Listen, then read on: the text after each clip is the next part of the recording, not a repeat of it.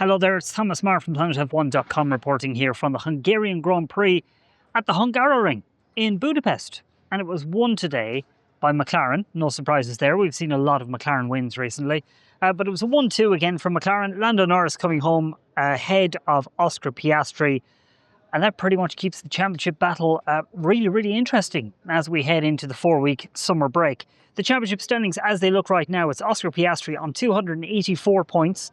That's 9 points clear of Lando Norris, which is absolutely basically nothing as we enter the second half of the championship. But how did Lando Norris win the race? Because at the end of the first lap, he was down to 5th place after a pretty bad start. Well, basically it came down to strategy today. It was a race very much determined by a different strategy call for McLaren. Now, they insist this was completely fair. The circumstances, the way they played out today, meant that it made sense for both drivers to embark on the different strategies that they did. But there's no doubt that the one-stop strategy today very much played into Lando Norris's hands. Charles Leclerc, he took pole, obviously, for Ferrari yesterday. And throughout the first half of the race, it looked like Leclerc had things under control. He had the pace. And considering this is a track that's very difficult to overtake at, Leclerc, you would have said halfway through the race, Leclerc is looking good for this. He seemed to have Piastri under control. But McLaren decided to bring Piastri in for his second stop in a bid to undercut Leclerc. And this bid didn't work out in the end. But Lando, he had committed to a one-stop strategy. He stayed out long through that first phase. And he took on a set of hard tyres for the second half of the race. And despite being in 5th place at the end of the first lap, he moved into the lead for the second half, took that track position, and just held on for the rest of the race. So Oscar Piastri, even though he was on fresher tyres, Piastri managed to get ahead of Charles Leclerc with relative ease at the start of his final stint and set off in pursuit of Norris. Now, he was able to hunt down Lando. He was able to get close, and he was obviously on fresher tyres than Lando, but it wasn't quite enough of a tyre delta between the two McLarens for Piastri to have a proper go at getting past Lando Norris. So we thought for a while it might look like, oh, this is all going to kick off. We're actually going to get maybe a little bit of drama here entering the summer break. But in the end, it didn't actually happen. Piastri got one look at Norris going into turn 1 with 2 laps to go. But Norris was wise to it, braked as late as he dared, left Piastri that little bit of room on the inside. And it was very close. The two McLarens did come very close to making contact at the apex of turn 1, but they got away with it. Piastri got a reminder on team radio to just remember the rules that they race by. But in the end, that little bit of that strategy gamble that Lando Norris set off on with that one stop, it ended up paying off for him. He was able to keep the tyres alive, hold off Piastri, and take a win that sets him up nicely and reduces that points gap to Piastri down to 9 points. So McLaren had it all to themselves. Leclerc's challenge completely faded away in the second half of the race. He finished 42 seconds down on the winner. And the reason for this was he had hinted over team radio that it was simply down to an issue that he had highlighted pre-race. But in the end, it actually turns out when he got out of the car and he spoke to us in the media pen, Leclerc made it very clear that he wanted to take back those comments and that the actual reason for his struggles today was something to do with the chassis.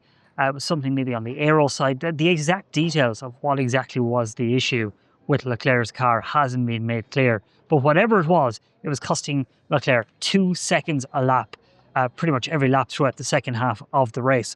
And Fred Vasseur actually revealed after the race that they actually thought that Leclerc was not going to be able to finish the race. So that meant that George Russell finished in 3rd place for Mercedes. A stronger race for Mercedes this weekend. They reverted some of the upgrades that they've introduced throughout this year pertaining to the rear suspension. And this seems to have helped Mercedes come back to life a little bit this weekend compared to what we've seen at recent races. So in the final stint, Russell was able to launch an attack on Charles Leclerc. That actually got a little bit dicey at times. I think a little bit of red mist might have set in with Leclerc in his attempts to defend against Russell. We saw him kind of moving around a little bit under braking, and it ended up resulting in actually a 5-second penalty for Leclerc for erratic driving. He was investigated for it, adding further misery to Leclerc's second half of the race. But Russell then, he was able to return to the podium with third place. Now, the next batch of drivers, I think Fernando Alonso will be particularly happy about. Alonso himself finished in 5th place.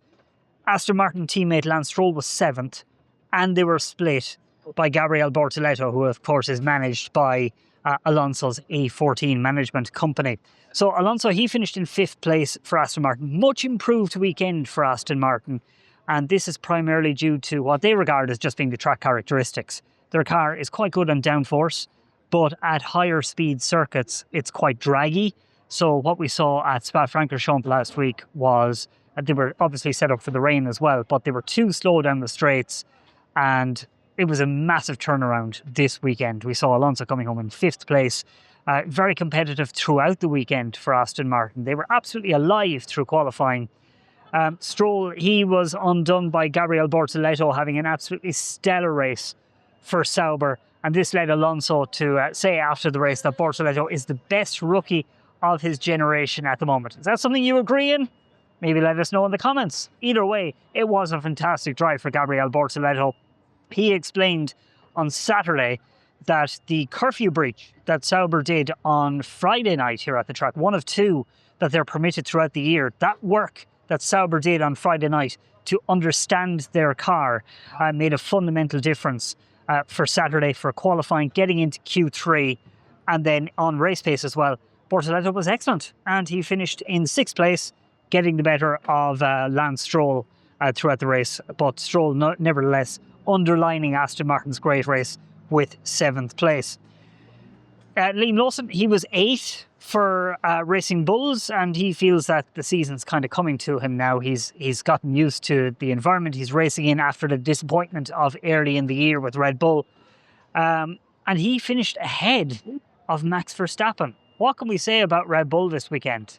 They were, I won't say mystified, but they were a bit lost this weekend in terms of they don't quite know what went wrong. They don't think it was a fundamental issue with the car, or the car design as such, but it was an inability to get the tyres to come to life. And as a result of this, Verstappen struggled for grip throughout the entire weekend, really. He was able to finish in 9th place, showed some strong pace at times throughout the race, but having had a poor qualifying in the first place, he was powerless to be able to kind of move forward at a track that is quite difficult to overtake at. He did put in a few cracking overtakes in the early stages, particularly into the chicanes.